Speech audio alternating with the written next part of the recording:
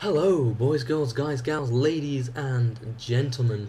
Welcome back. Today I have got a free-for-all going 30 and 10 with the Scar L and silencer, running the Russian pistol or the Russian revolver as a secondary.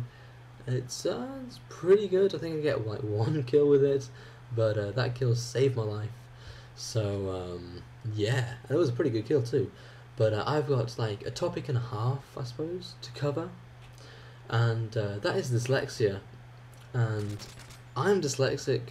I'm not as dyslexic as some people, but then slightly more dyslexic than the people I know who aren't.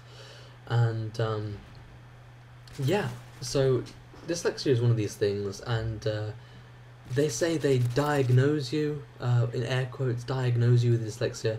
I'd hardly call it a condition. It's nothing close to ADHD, although it often does go hand in hand with ADHD or attention deficit disorder rather than hyperactive attention deficit disorder stuff. Look at that camper go.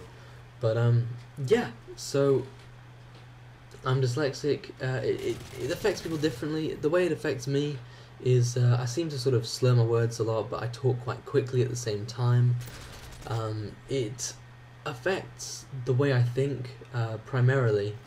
At least that's what I think it affects, is the way I think. Yes, anyway.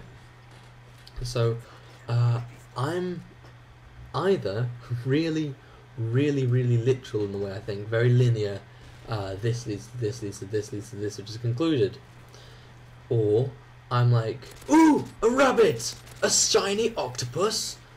It's dual-wielding desert eagles and launching fireworks from its face.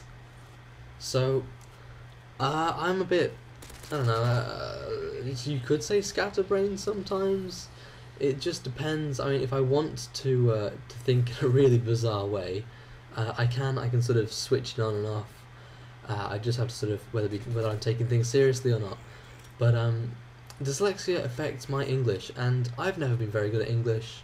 Due to a situation when I was younger, so I lived in Cork over in Ireland for a while. The education is slightly different, so I was a year out when I moved to England, and the year that I actually missed was the year people started learning to read. So most of the people could read by the time by the time I arrived, and so I couldn't read when everyone else could.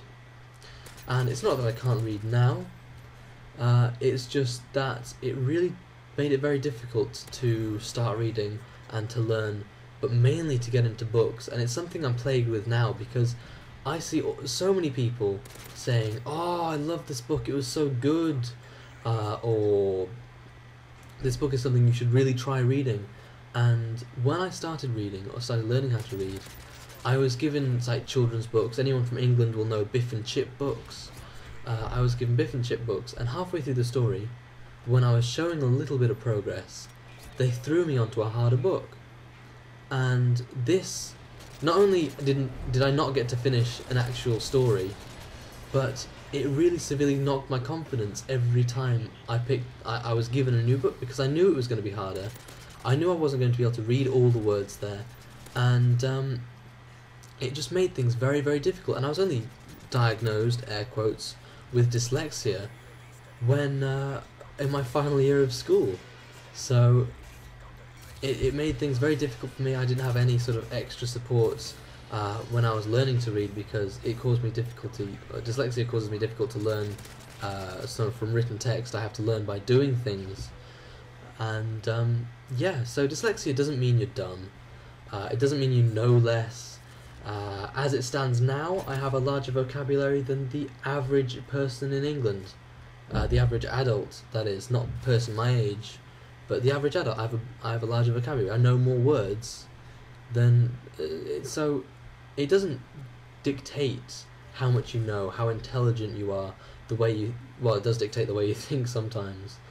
But what I've found with dyslexia is most of the people who are dyslexic have another attribute that shines out more.